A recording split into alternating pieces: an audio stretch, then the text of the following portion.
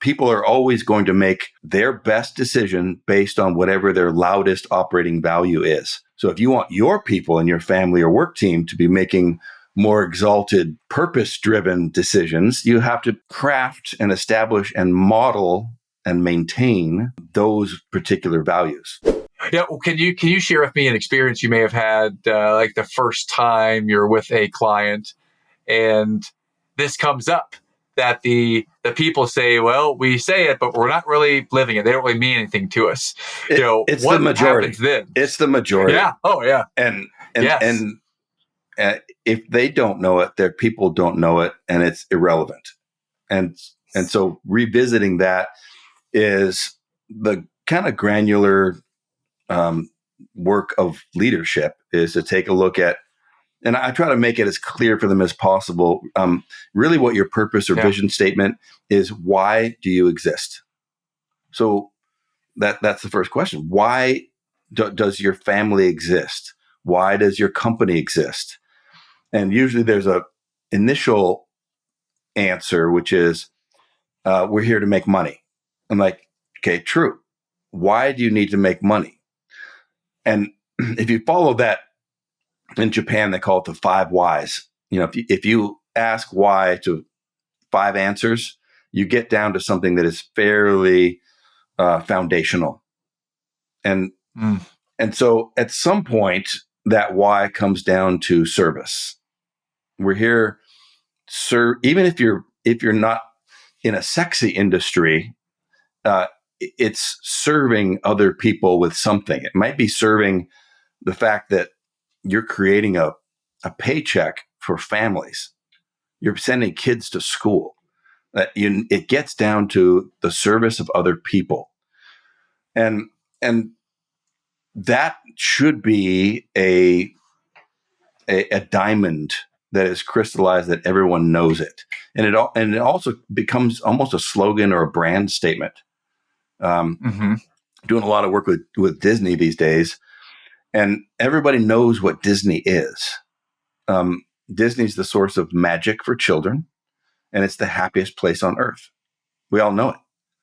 That's why they exist.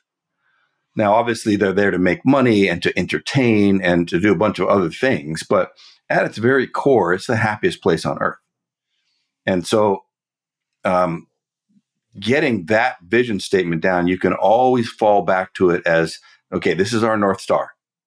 And it's one of the reasons why they're struggling with their theatrical releases these days, is they've lost alignment with that North Star.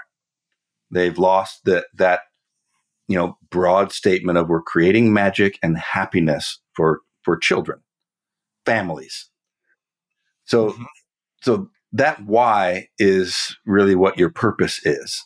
And then your how is your values, because values drive decision making. That's how values work. Is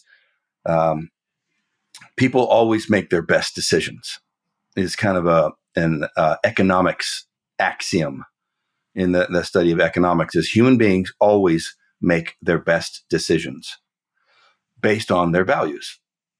And yes, if their value is pleasure, then they're going to eat poorly and watch junky shit. So that, people are always going to make their best decision based on whatever their loudest operating value is.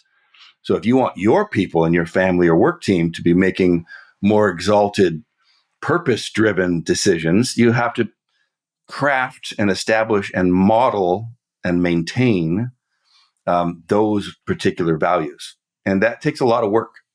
It's what sports teams do every season, is they take a bunch of lone wolf athletes who all want what they want, and you have to replace that current operating system with a new operating system of a collective vision that's aspirational, right? It's winning a trophy at the end of the year, and replace their initial individual values with shared values.